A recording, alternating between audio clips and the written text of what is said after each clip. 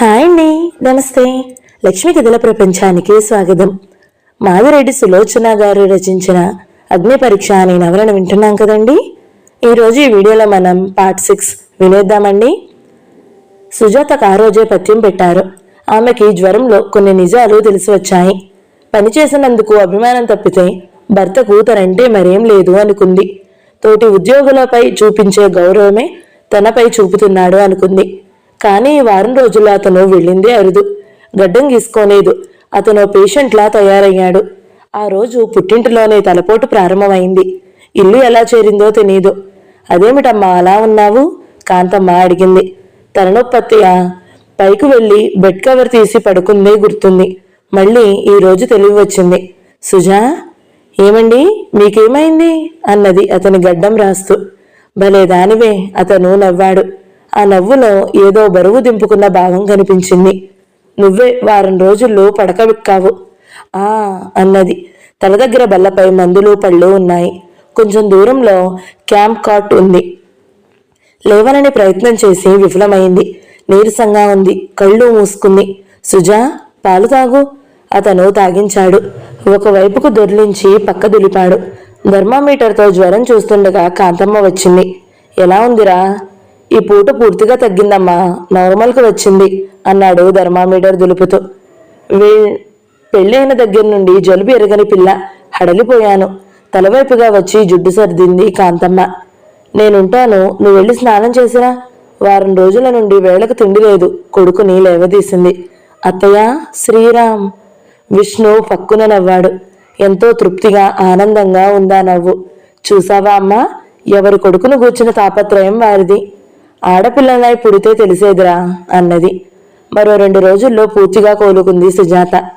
మీ అన్నయ్య మీద బెంగతో నన్ను అన్యాయం చేయాలనుకున్నావు కదూ? విష్ణు అడిగాడు కొడుకును ఆడిస్తూ. అలాంటిదేం లేదు. ఏది నా ముఖం చూసానా మాట? జ్వర తీవ్రతలో అన్నీ బయట పెట్టావు మేడం. అతని భుజంపై తలవాల్చి కన్నీరు కార్చింది. అన్నయ్య సంగతి మీకు పూర్తిగా తెలియదండి. అంతా తెలుసు. సరళ వచ్చారిక్కడికి. ఈ సాయంత్రం రావచ్చు అన్నాడు కొడుకును పడుకోబెట్టి. త్రాగడానికి డబ్బు కావాలి. నా దగ్గరకు వచ్చి ఇన్న అబద్ధాలు ఆడేవాడు. అతను ఇలా అవుతాడని ఊహించనైనా లేదు. అదుగో మళ్ళీ కన్నీరా. మనకు చేతనైతే ఏదైనా సహాయం చేయాలి. కానీ అతనితో సమంగా మనం పిచ్చివాళ్ళం అవుతామా? అతను ఆమె తలని మిరుతూ ఓదార్చాడు. అతని చేతులలో అలాగే ఉండిపోయింది. మర్నాడు సుశీలమ్మ అనే సూటిపోటీ మాటల్లో భర్త ఈ వారం రోజులు తనపై ఎంత ఆతృత పట్టారో తెలుసుకుని ఆమె కళ్ళు కాంతివంతమయ్యాయి. వాసంతికి జ్వరాలంటే భయమట. ఏ హాస్పిటల్లోనూ చేర్పించక ఇదేం కర్మ అంటూ గొనుక్కోవడం, ఉదయ్ విసుక్కోవడం అన్నీ తెలిసాయి.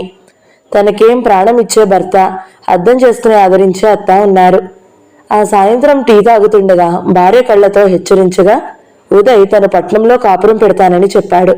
అన్నయ్య, రోజు వెళ్ళి రావడం కష్టంగా ఉంది. ఇక్కడ గది కూడా ఇరుకుగా ఉంది. నేను సికింద్రాబాద్లో ఉంటాను. మంచి అభిప్రాయమే, అలాగే కానివ్వు. అందరూ తెల్లబోయారు. అతను ఎదురు చెబితే ఎలా మాటలు బాణాలు విసరాలా అని అత్తాకోడళ్ళు ఎదురు చూశారు. అలాంటి అవకాశమే రాలేదు. విష్ణు ఈ వారం రోజులు ఇంటి పట్టున ఉన్నందుకు చాలా విషయాలు తెలిసాయి. సుశీలమ్మ గర్వం, వాసంతి అహంకారం చూసి ఇలాంటిదేదో జరుగుతుందని ఊహించాడు. పట్నంలో మేడ ఖాళీ చేయించినా అంతా కాదు, సగం మాత్రమే. నాన్నగారు రాశారు, సికింద్రాబాద్లో ఇల్లు ఇద్దరికి, ఊర్లోది ఒకరిని. అక్కడ సగం ఇష్టం లేకపోతే ఈ ఇల్లే పూర్తిగా తీసుకోండి. నేను పంచమని అడగలేదు. నువ్వు అడగకపోయినా చెప్పాల్సిన బాధ్యత నా నాపై ఉంది. పొలాలు కూడా 3 భాగాలు చేస్తున్నాయి. ఏది ఇష్టమైతే అది తీసుకోండి. వ్యాపారం చూసుకోవాలనుకుంటే దానికి తగిన అప్పులున్నాయి. రేపు సాయంత్రం ఆఫీస్కి రా, చూసుకుందాము. అది కాదన్నయ్య, కంగారు పడ్డాడు. పొలాలు అవి పంచడం దేనికన్నయ్య? అమ్మా నాన్న ఇక్కడే ఉంటారు. రాజుకు నువ్వంటే భయము. చూడుదయ్, అమ్మా నాన్న నాకు పరాయివారు కాదు. నా హయాంలో వారు కష్టపడ్డారు. కొన్నాళ్ళు సుఖపడని. విష్ణు లేచాడు. ఉదయ్ పని ఇరకాటంలో పడింది. ఆముదం తాగినట్టు ముఖం పెట్టింది వాసంతి. భర్త వంక కొరకొరా చూస్తుంది. సుశీలమ్మ సామాన్లు ఏరి ఎంచి పెట్టుకుంది. కాంతమ్మ చూస్తూ ఉండిపోయింది. చూడక్కయ్య, తర్వాత మేము అది పట్టుకుపోయాము ఇది పట్టుకుపోయాము అని అందరిలో అనొద్దు. నాకేమో ఆడపిల్లలున్నారా? ఎంత తీసుకున్నా తక్కువే. సుశీల, ఎందుకే ఆ మాటలు? మమతా బంధాలే విడిపోగా వస్తువు నుండి ఉద్ధరిస్తాయా? నీకేం కావలసి వస్తావో పట్టుకుపో. ఆమె దుఃఖం ఆగడం లేదు. తనంత అపురూపంగా ఉదయని రాజీవ్ని పెంచింది. రెక్కలొచ్చిన పక్షులు ఎగిరిపోతున్నాయి. సామానంతా లారీలో పేర్చారు. పలహారం చేసి బయలుదేరడమే తరువాయి. అందరూ బల్ల దగ్గరకొచ్చారు. విష్ణు మాత్రం రాలేదు. అతని కోసం కాచుకోవడం పరిపాటి. అతనైనా అంతే. ఎవరెవరు రాలేదా అని చూసి మరీ పిలుస్తాడు. వాసంతి కూర్చుని వడ్డించుకోసాగింది. అన్నయ్య రాని. ఏం, ఆయన వచ్చి ప్రారంభోత్సవం చేయాలా? నేనేం గతిలేక రాలేదు, అందరికీ భయపడడానికి అన్నది ఓరగా సుజాత వంక చూస్తూ. జ్వరంతో పాలిపోయిన సుజాత చెక్కిళ్ళు మరీ పాలిపోయాయి. ఏమో అనాలని తల ఎత్తింది. షట్టు చేతి గుండీలు పెట్టుకుంటూ విష్ణు మెడ దిగాడు. ఆమె చూపుల్లోని రోషం, నిస్సహాయత గమనించాడు. ఉదయ్, దర్జీవాడు మనల్ని నాగరికులను చేయగానే నాగరికులం కామురా. మన మాట చేతలలోని నాగరికత కనిపించాలి. చిన్నది వాసంతికి తెలియకపోతే నువ్వు చెప్పాలి అన్నాడు నవ్వుతూ. వాసంతి వేసుకున్న లుంగి వంక చూస్తూ ఉదయ్ తల వంచేశాడు. అదేం కర్మో, ఎంత తీవ్రంగా జవాబు ఇవ్వాలనుకున్నా విష్ణుని చూడగానే మాటలు రావు వాసంతికి. గతిలేని మాకు మేడలు కార్లు తెచ్చావు కదా వాసంతి, చాలా జాగ్రత్తగా మాట్లాడమ్మా. నీ 50,000 కట్నం నీకే ఉందిగా. గతిలేని వారికి వాటా ఇచ్చావా? ఎవరో నీ మాట సై అన్నారని రెచ్చిపోయి మాట్లాడకమ్మా. నీ మాటలు నీకు తృప్తినిస్తాయా? ఆలోచించాలి. అదే నా చెల్లెలైతేనా 2 చెంపలు వాయించేవాడని. వెళ్ళేటప్పుడు మనస్తాపాలు వద్దు. ఇక నుండి పదాలు జాగ్రత్తగా వాడు. అతను పలహారం మొదలుపెట్టగానే అందరూ ప్రారంభించారు. రాజు చాలా ఉదాసీనంగా ఉన్నాడు. భార్యను చూడగానే ముఖం పక్కకు తిప్పుకున్నాడు రఘు. సంతోషంగా వచ్చిన సరళ నీరు గారిపోయింది. నా ముఖం అంత అసహ్యంగా ఉందా? మాట్లాడరేమండి. మీరు నాపై ఇంత విముఖత ఎందుకు పెంచుకున్నారో అర్థం కావడం లేదు. పోనివ్వండి, నా బాధ మహిమ మిమ్మల్ని వెంటాడుతుందనుకుంటే నేను వెళ్ళిపోతాను. మీరైనా బాగుపడితే సంతోషం. సరళ, బాధగా ఉంది అతని గొంతు. నీపై విముఖత కాదు, నాపై నాకే అసహ్యంగా ఉంది. దినమంతా పిల్లలకు గంజినీళ్లు పోసే నిన్ను అమానుషంగా కొడుతున్నాను, హింసిస్తున్నాను. అలా ఆలోచించి మనసు పాడు చేసుకోవడం కంటే పరిష్కార మార్గం ఆలోచిస్తే మంచిది కదా. అనుకున్న దానికి కట్టుబడలేకపోతున్నాను. మనోనిబ్బరం అలవర్చుకోండి. ప్రయత్నిస్తే ఉద్యోగం దొరక్కపోదు. అతను లేచి కూర్చున్నాడు. నాకెవరిస్తారు సరళ? ఆ రోజు నీ మాట వింటే. చెప్పాను కదండి గతం మర్చిపోమని. సుజాత వాళ్ళ వర్క్షాప్లో క్లర్క్ పోస్ట్ ఖాళీగా ఉందట. మీరు వెళతానంటే సంతోషిస్తారు. ఆడపిల్ల చేతి కింద. ఏమిటండి మీ ఆలోచన? ఎవరైతే మనకేం, పని చేస్తాము, జీతం ఇస్తుంది. అయినా మీకే ఆ భేదభావం. ఆ అమ్మాయికి మీరంటే ఎంత అభిమానము. మీ గురించి ఆలోచించి మంచం పట్టింది. నన్నేం చేయమంటావు? అన్ని చోట్ల అభిమానము పనికిరాదంటాను. ఆడదాని సంపాదనపై బ్రతుకుతున్న వాడికి ఇంకా అభిమానం ఎక్కడుంది? మీరు అలా అపార్థం చేసుకుంటే నేను చెప్పాల్సిందేమీ లేదు. అది మీ తప్పు కాదు. కష్టాలలో కాలుతున్న మనిషికి ప్రపంచమంతా శత్రువులాగే కనిపిస్తారు. మీకోసం కాదు, పిల్లల ముఖం చూసి అంగీకరించండి అన్నది. ఆమె కళ్ళు వర్షిస్తున్నాయి. సరే అన్నాడు భారంగా నిట్టూరుస్తూ. పదండి, మనిషిని దారిద్ర్యం కంటే ఆ ఫీలింగ్స్ ఎందుకు ఉంటాయి? అతడు రాత్రి నిశ్చింతగా నిద్రపోయాడు. మర్నాడు గడ్డం గీసుకుని ఉన్న వాటిలో మంచి డ్రెస్ వేసుకుని తయారయ్యాడు. రోజు ఆప్యాయంగా మాట్లాడే సుందరమ్మ ఆ రోజు ముభావంగా ఉంది. కొడుకు వెళ్లడం, గంట తర్వాత తిరిగి రావడం చూస్తూనే ఉంది. అతను వచ్చి భార్య దగ్గర స్టూల్ వేసుకుని కూర్చున్నాడు.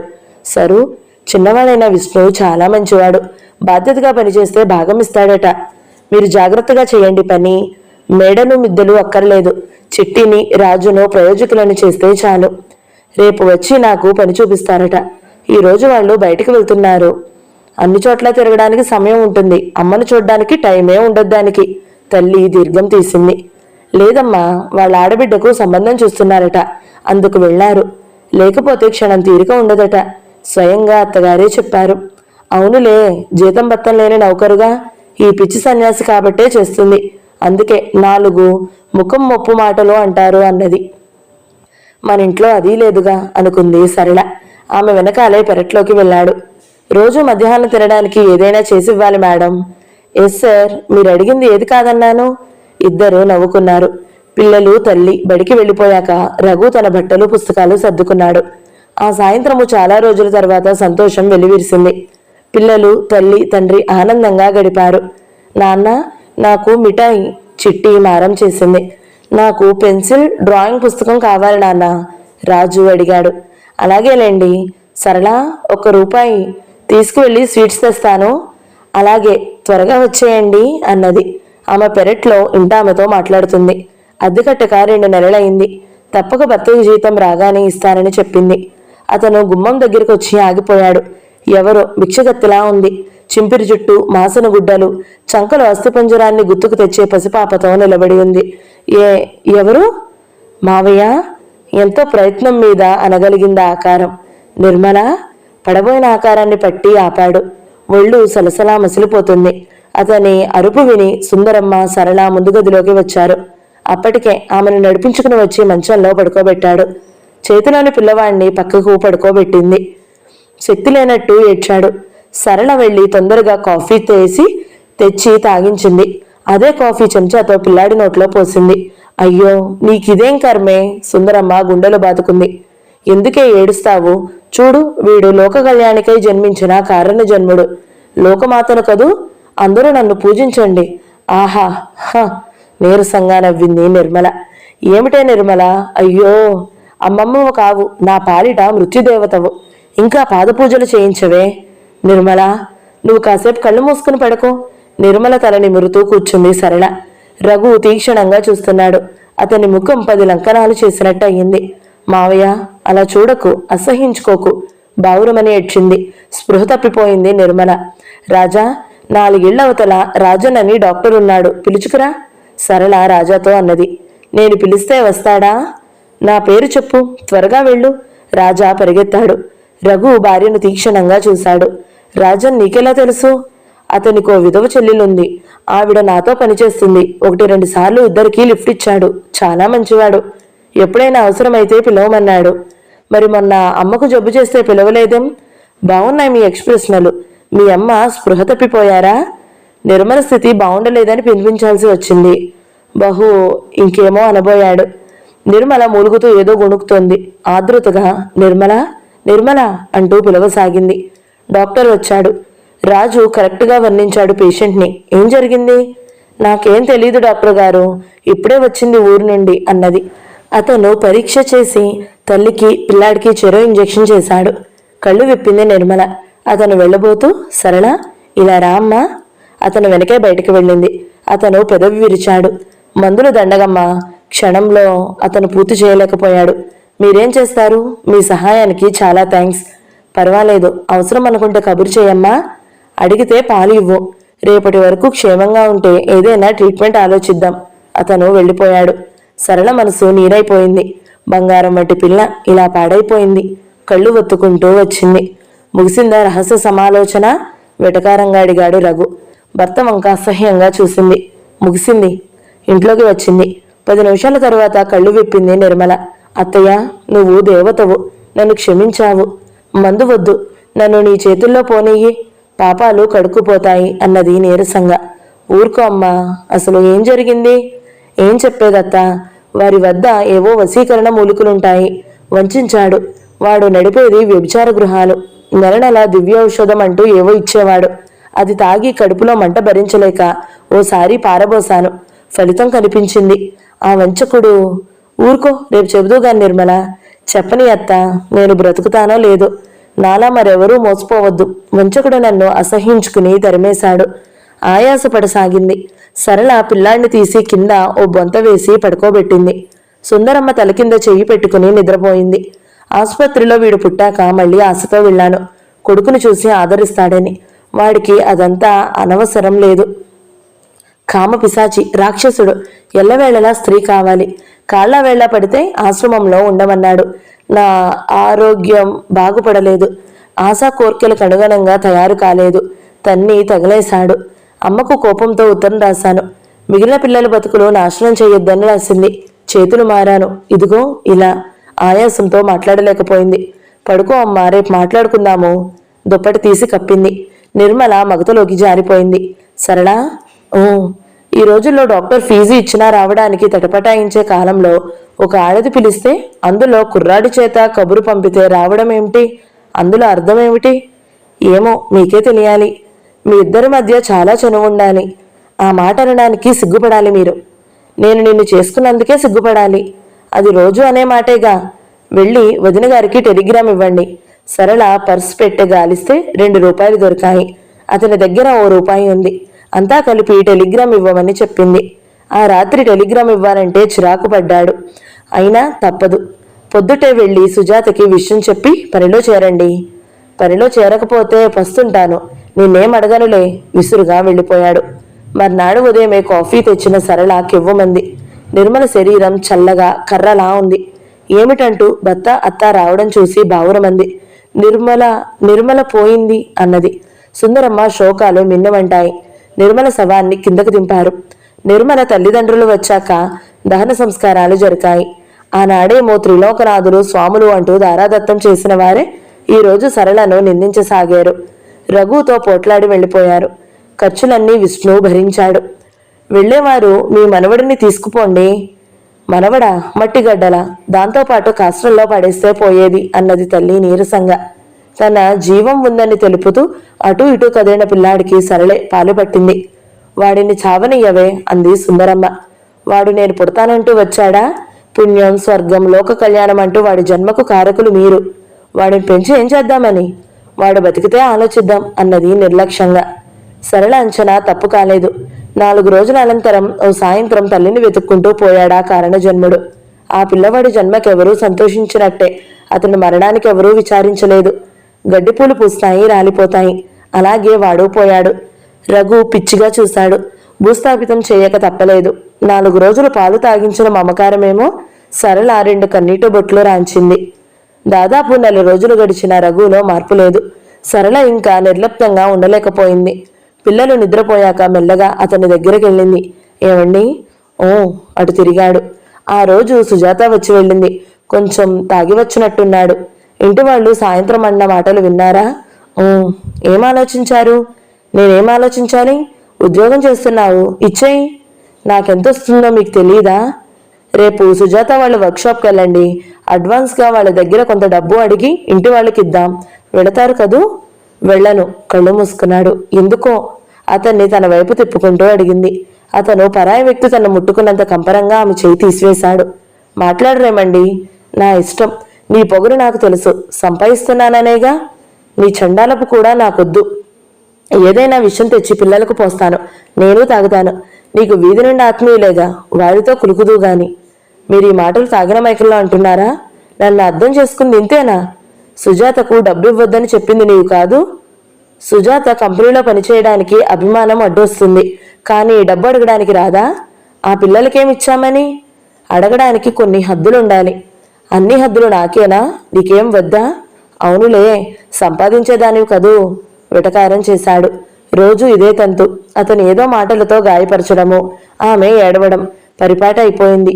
ఇద్దరి మధ్య ఎన్నో ఆమడ దూరం అనిపించసాగింది. లాలించి బుజ్జగించి అడిగినా నచ్చజెప్పినా నిరాసక్తిగా చూస్తాడు. తను అభిమానం విడిచి సుజాత ఇంటి అద్దె అడగలేకపోయింది. ఫలితం ఓ సాయంత్రం సామాన్లు వీధిలో పడేసి తాళం వేసుకుంది ఇంటామె. అప్పటికే 5 నెలలు గడిచాయి అద్దె ఇవ్వక.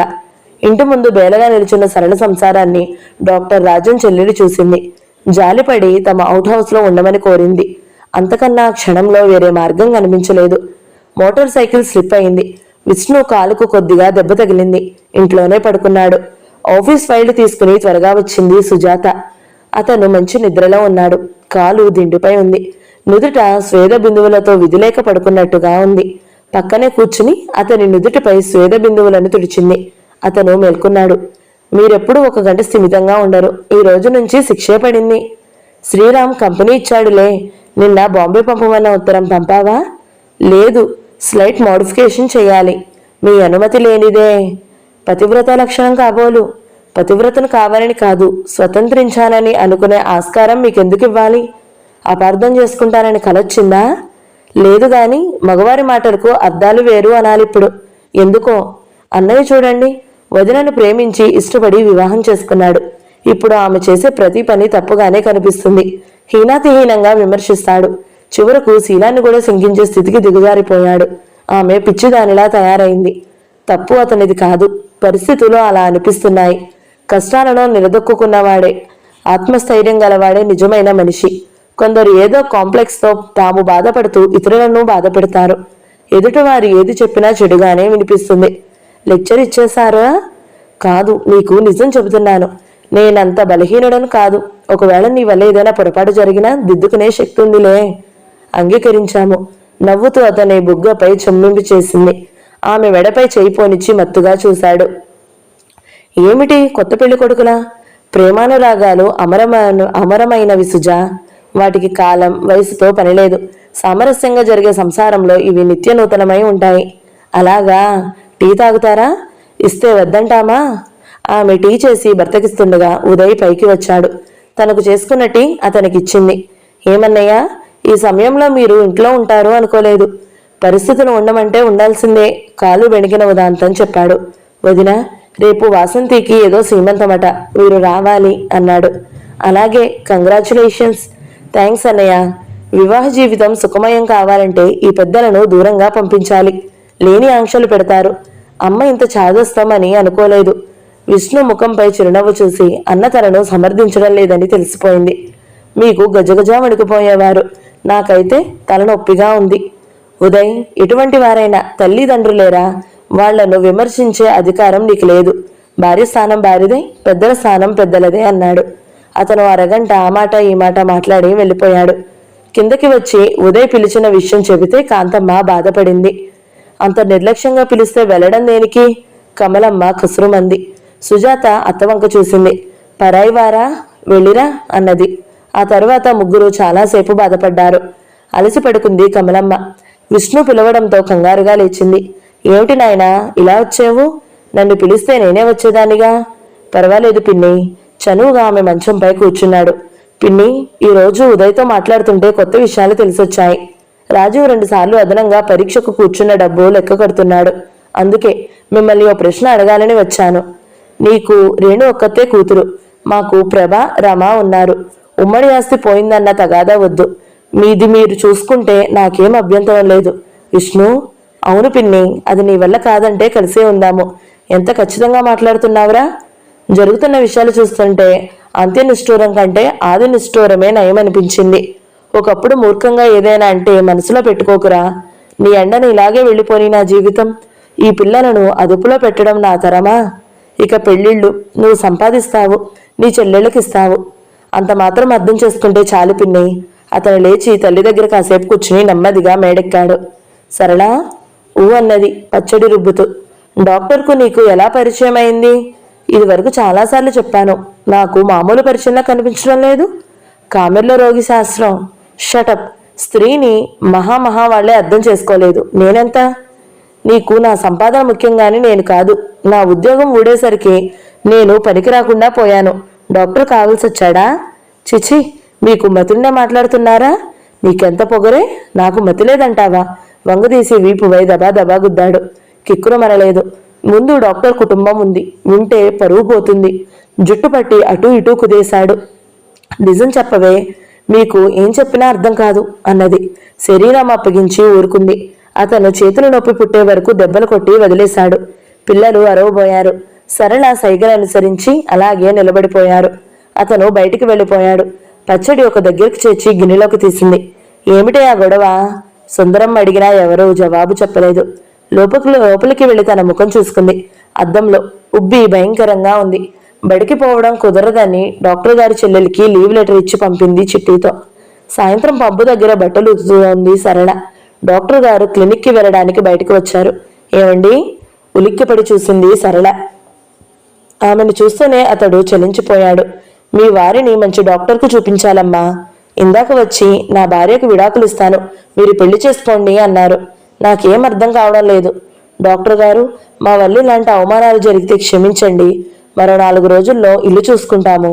అది కాదమ్మా, నేను వెళ్ళిపోమనడం లేదు. ఆయన ఆరోగ్యం, మానసిక ఆరోగ్యం బాగున్నట్టు లేదు. అంటే అంటే అలాగే వదిలితే పిచ్చి. డాక్టర్ గారు, అవునమ్మా, మిమ్మల్ని అడగలేకపోయాడు. సరళ ముఖం తిప్పుకుంది. అతను వెళ్ళిపోయాక అలాగే బట్టలు ముందు పెట్టుకుని కూర్చుంది. ఒరే రాజా, నువ్వు డాక్టర్వు కావాలరా, అవుతావు కదూ? తన ఆలోచనలు కట్టిపెట్టి ఇటు తిరిగింది. రఘు కొడుకును పట్టుకుని నిలదీస్తున్నాడు. వాడేమో భయంగా చూస్తున్నాడు. మాట్లాడవేరా వెధవ, నీకు నేనంటే లక్ష్యం లేదు కదూ? చాచి చంపకాయ కొట్టాడు. వాడు బావురమన్నాడు. తను కలుగజేసుకుంటే మరీ రెచ్చిపోతాడని ఊరుకుంది. సుందరమ్మ వచ్చి నానా తిట్లు తిడుతూ పిల్లాన్ని విడిపించుకుపోయింది. సుజాత వాసుని తీసుకుని సికింద్రాబాద్ సుశీలమ్మ ఇంటికి పేరంటానికి వెళ్ళింది. ఇల్లంతా వాసంతి బంధువులతో కిటకిటలాడుతుంది. సుశీలమ్మ ఎక్కడా కనిపించలేదు. ఎవరూ మాట్లాడించలేదు. వాసు మగవారిలో కలిసిపోయాడు. సుజాత పేరంట్రాండ్రను బంధువులను పలకరించింది. నగల తళతళతో పట్టుచీరల రెపరెపలతో ఆడంబరంగా ఉన్నారు. మొదటిసారిగా తన అలంకరణపై చూసుకుంది. నీలం బోర్డరున్న గద్వాలి చీర, మెడలో సూత్రం తాడు, చెవులకు దిద్దులు తప్ప మరో నగే లేదు. వాళ్లంతా తనను పరీక్షగా చూడడం అస్సలు నచ్చలేదు. తనే వెళ్లి వాసంతిని పలకరించింది. బాగున్నావా వాసంతి? వెరీ నైస్ అని మళ్ళీ తన స్నేహితురాండ్రతో మాటలు మొదలుపెట్టింది. నుదుట చెమట తుడుచుకుంటూ సుశీలమ్మ వచ్చింది. ఈవిడ సాధింపులు వినాలి కాబోలు అనుకుంది. దానికి విరుద్ధంగా చాటంత ముఖం చేసుకుని వచ్చింది. వచ్చావా సుజాత? అక్కయ్య కమల ఏరి? పేరంటానికి మేమెందుకు అన్నారత్తయ్య? బయట వాళ్ళ ఆశీర్వదించడానికేం? అలా వంటింట్లోకి పదా, వంట పూర్తి కాలేదు అని ఆమె వెళ్ళిపోయింది. 50 సంవత్సరాలున్న వాసంతి తల్లి 25 ఏళ్ల అమ్మాయిలా అలంకరించుకుని తిరుగుతుంది. లిప్స్టిక్తో ఏదో పగటి వేషగత్తెలా ఉంది. ఉదయ్ బాబు, కింద ఆడవాళ్లున్నారు, ఏమిటలా మేనస్ లేకుండా నవ్వులు? ఆమె మాటలకు నవ్వులు ఆగిపోయాయి. సుజాతకు కంపరం పుట్టింది. వంట ఇంట్లోకి వెళ్లి చిన్నత్తకు సాయం చేసింది. వంటవాడిని పెట్టమంటే నా మాటికి ఎవరి లెక్క? పిలవడం మాత్రం దండిగా పిలిచారు అన్నది. వంట పూర్తయి బయటికి వచ్చేసరికి వాసంతి పీటల మీద కూర్చుంది. సర్వాలంకారాలతో చుట్టూ స్నేహితురాలు కూర్చున్నారు. సినిమాలో సెట్లా ఉంది. ఫోటోగ్రాఫర్ ఫోటోలు తీస్తున్నాడు. తల్లి చీర ఇచ్చేటప్పుడు, తండ్రి అక్షింతలు వేసేటప్పుడు, అన్నలు పూలు ఇస్తుండగా, స్నేహితురాళ్ళు గాజులు వేస్తుండగా ఫోటోలు తీశారు. సుశీలమ్మంటూ ఒక ఆమె ఇంట్లో ఉందన్న సంగతే మర్చిపోయారు. అత్తమామలతో బావమరుదులతో ఎప్పుడు ఎక్కడ ఏ ఫోజ్ పెట్టమని వాసంతి చెబితే ఆ ఫోజ్ పెడుతున్నాడు ఉదయ్. సైడ్ బర్డ్స్ మరీ పెద్దవిగా ఉన్నాయి ఉదయ్ బాబు, అత్తగారు అల్లుడితో చెబుతుంది. సుజాత సిగ్గుతో చచ్చిపోయింది. వసు, మీ ఆయనకు బొత్తుగా డ్రెస్ వేసుకోవడం తెలీదే కూతుర్ని అన్నది. అవునమ్మా, ఆయన పెరిగింది వట్టి అడవి మనుషుల మధ్య. మమ్మీ ఇంకా కొన్నాళ్లు పోవాని భర్త వైపు గోముగా చూసింది. ఉదయ్ అదేదో జోక్ అయినట్టు నవ్వుతున్నాడు. అందరూ జతకలిశారు. సుజాత ముఖం చిన్నబోయింది. తను తెచ్చిన ప్యాకెట్ తీసుకువెళ్లి వాసంతికి ఇచ్చింది. ముట్టు పెట్టించుకుంటుందో లేదో అని భయపడుతూ. అందరూ భోజనానికి బదులు పడగదిలో అమర్చిన పానీయాల వైపు వెళ్లారు. చీర్స్! అత్తా కోడళ్ళు గ్లాసులు తాగించుకున్నారు. సుజాతకు వింతగా ఉంది. ఆడవారు తాగుతారా అత్తయ్య? నెమ్మదిగా అడిగింది. వాళ్ళ ఆడవాళ్ళంటే తల్లి అంతా కర్మ. సుజాతకు నవ్వొచ్చింది. పొత్తుల సంసారం పోరంటూ వేరైతే అక్కడా సుఖం లేదు. పెద్దమ్మ, తాగుడు పార్టీ ఈ రోజు తెమలదు గాని మాకు వడ్డించేయి. వాసు బయటికి వచ్చాడు. బయట నుండి రాజు, చలపతి వచ్చారు. అందరికీ వడ్డించింది. పక్క గదిలోంచి నవ్వులు, కేరింతలు వినిపిస్తున్నాయి. ఏదో ఇంగ్లీష్ రికార్డు వేసినట్టున్నారు. మ్యూజిక్ వినపడుతుంది. ఈరోజు డ్రింకింగ్ పార్టీయా? రాజు అడిగాడు. ఈరోజు అంటున్నావు? రోజు ఉంటుందేమిటి? వాసు అడిగాడు. ఆదివారం ఉంటుందిరా. వాళ్ళు భోజనాలు చేస్తుండగా ఉదయ్ బయటికి వచ్చాడు. మీరు అప్పుడే వచ్చేశారేం నాన్న? తీక్షణంగా ఉంది కంఠం. మీ అమ్మ ఏదో పేరంటం, అది ఆడవారికి మధ్యలోనే తుంచేశాడు. ఇలా అయితే సంసారం అయినట్టే. వ్యవసాయదారుడంటే పొలం తప్ప వేరే గుర్తురుండదా? ఇంట్లో ఇంత పండుగ అయితే ఆయన ఒంటరిగా అక్కడ భోజనం చేస్తారా? నేనే రమ్మన్నాను అంది సుశీలమ్మ. నీకెన్నిసార్లు చెప్పాలి ఇలాంటి విషయాల్లో దలదూర్చొద్దని? ఉదయ్ గట్టిగా మాట్లాడాడు. అవునులే, ధర్మరాజు వంటి కొడుకును కర్కోటకుడు అన్నందుకు అనుభవించాలి గొణుక్కుంది సుశీలమ్మ. అమ్మా, ఏమిటి నీ సనుగుడు? 1 నిమిషం శాంతంగా ఉండనివ్వవు కదూ? ఉదయ్ బాబు అత్తగారి పిలుపు వింటూనే ఆదరాబాదరాగా వెళ్ళిపోయాడు. రావే అమ్మా, మనం తిందాము. వచ్చి పోట్లాడినా పోట్లాడగలదు అన్నది. ఇద్దరు భోజనాలు చేసి వాసు, సుజాత ఇంటికి వచ్చేశారు. వరండాలో శ్రీరామ్ కొయ్యి గుర్రం ఎక్కించి ఆడిస్తున్నాడు విష్ణు. వదినా, మరిది రాత్రి వరకు రారనుకున్నాను అన్నాడు. వారం రోజులు ఉందామనే అనుకున్నాము, మీకు కోపం వస్తుందని వచ్చేశాము అన్నాడు. మంచి పని చేశావు. స్పేర్ పార్ట్స్ వచ్చాయట. నేను ఈ పూట వెళితే కాలు మరీ నొప్పి అవుతుందో ఏమో, కాస్త వెళతావా? అలాగే వదినా, కాసింత టీ. కొడుకును ముద్దాడుతూ లోపలికి పోయింది. 4 ముక్కల్లో తాను పేరంటం విశేషాలు చెప్పాడు. ఉదయ్ చాలా మారాడా? నేను చూడకపోతే నమ్మకపోయేవాణ్ణి. ఆమె అత్త కాదు. పోనీలే, మనకెందుకురా అన్నాడు. వారు టీ తాగాక వాసు వెళ్ళిపోయాడు. ఏమండో ఎడవ మనిషి గారు, ఒకసారి మా వాళ్ళని చూసి రావాలి అన్నది తమాషాగా సుజాత. తమ్ముడు కాంప్లిమెంటా, మరదలిదా? ఊహించండి చూద్దాం. ఉదయ్ అంత మాట అనలేడు, వాసంతే అని ఉంటుంది. అవునా? తమరి ఊహ తప్పడం ఎప్పుడైనా చూడలేదుగా. మరి కాస్త విస్కీ రుచి చూడలేకపోయావా? ఈసారి వెళితే చూస్తానులేమండి. మరి నాకు పార్టీలో పాల్గొనే దుస్తులు అవి కొనిపెట్టండి. నాగరికత పేరుతో వేసే పిచ్చి గంతులు వీడికింత డబ్బెలా వస్తుందో. లంచాలు గుంజడంలో ఆరితేడాడట మీ తమ్ముడు. నాకే సిగ్గుగా ఉంది సుజా. నా చేతి కింద తర్ఫీదు పొందిన ఉదయ్ ఇలా అయ్యాడంటే. మంచి అలవాట్లు నేర్చుకోవాలంటే ఏళ్లు కావాలి. దిగజారిపోవడానికి కొన్ని క్షణాలు చాలు. పదండి, మరోసారి అయోడెక్స్ రాసి వెళతాను అన్నది. ఇద్దరూ మెల్లగా లోపలికి వెళ్లారు. అగ్ని పరీక్ష 6వ భాగం సమాప్తం. ఈ వీడియో మీకు నచ్చినట్లయితే లైక్ చేయండి, షేర్ చేయండి, మంచి కమెంట్ పెట్టండి. ఇలాంటి మరిన్ని వీడియోల కోసం మన ఛానల్ని సబ్స్క్రైబ్ చేసుకోండి. Thank you so much for watching. నమస్తే.